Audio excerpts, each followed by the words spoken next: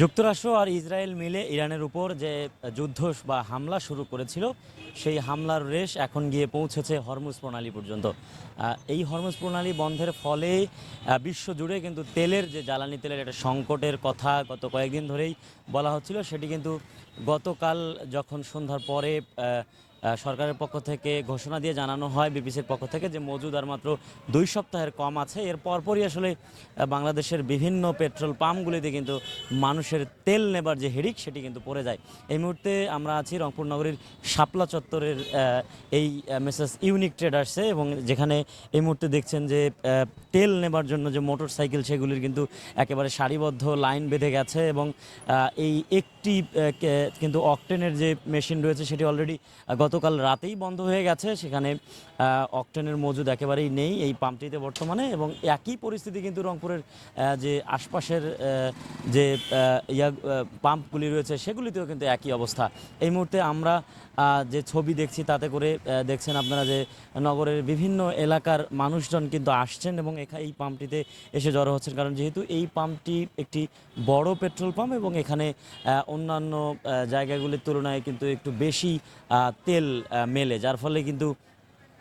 বোঝা যায় যে আসলে এই পাম্পগুলিতে আসলে হয়তো তেলের মজুদ থাকে বা তেল পাওয়া যাবে, যার কারণে কিন্তু মানুষজন এসে ভিড় করছেন। আমরা গতকাল যেমন একটি সংবাদ দিয়েছিলাম যে বাংলাদেশ সরকারের পক্ষ থেকে কিন্তু গতকালকে একটি প্রজ্ঞাপন জারি করা হয়েছে, যেই প্রজ্ঞাপনে বলা হয়েছে যে সরকারের পক্ষ থেকে যে বেশ কিছু নির্দেশনা জারি করা হয়েছে, প্রায় 11টি নির্দেশনা, এবং সেখানে বলা হয়েছে যে তেল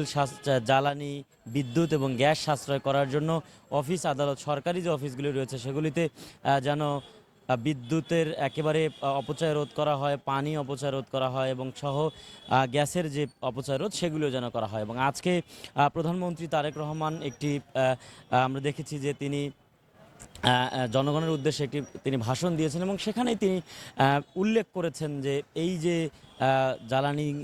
যেগুলির সংকট সেটি মোকাবেলা করতে যেন মানুষ এটি খুব শীঘ্রই এটির উপরে বড় করে ঝুঁকে না পড়ে, এবং প্রয়োজন যা আছে তার তুলনায় অতিরিক্ত কোনো অপচয় যেন না করে। এবং এই যে অতিরিক্ত অপচয় করবার ফলে যে মুসলমানের যে ইমানি দায়িত্ব সেটিও কিন্তু তিনি যুক্ত করেছেন। এবং তারেক রহমানের এই ঘোষণার পরেই কিন্তু বাংলাদেশের যে পেট্রোল পাম্পগুলি রয়েছে, এছাড়াও অন্যান্য যে তেলের মজুদের কেন্দ্রগুলি রয়েছে সেগুলিতে আসলে কি অবস্থা, সেই বিষয়টিও কিন্তু এখন বড় প্রশ্ন হয়ে দাঁড়িয়েছে। আসলে এই যে হরমুজ প্রণালী দিয়ে যে তেল বা জ্বালানি যে দেবার ঘটনা, বা অপরিশোধিত যে জ্বালানি যেটি সরবরাহ করা হয় সারা বিশ্বে, সেটি কিন্তু ইরান মাত্র 5% উৎপাদন করলেও এই যে হরমুজ প্রণালী সেটি দিয়ে কিন্তু 25% তেল কিন্তু সরবরাহ করা হয়। ফলে এই হরমুজ প্রণালী বন্ধ হয়ে যাওয়ার ফলেই কিন্তু বাংলাদেশে শুধু নয়, সারা বিশ্বেই কিন্তু তেলের যে সংকট সেটি দেখা দিয়েছে, এবং এর ফলে আমেরিকা এবং ইসরায়েলের যে যুদ্ধের একচেটিয়া যে যুদ্ধের দামামা সেটি আসলে আর কতক্ষণ পর্যন্ত চলবে সেটি এখন দেখবার বিষয়। এবং এই জ্বালানি সংকট কাটিয়ে আসলে খুব শীঘ্রই এই জ্বালানির যে মজুদ সেটি স্বাভাবিক হবে বলেও কিন্তু আন্তর্জাতিক মহল এবং বাংলাদেশের যারা মানুষজন রয়েছেন তারাও সেটি প্রত্যাশা করছেন। তো সাব্বির হোসেনের ক্যামেরায় সে খবরই দিচ্ছিলাম আপনাদের আমি, এ কে এম সুমন। আপনারা দেখছেন RNB নিউজ।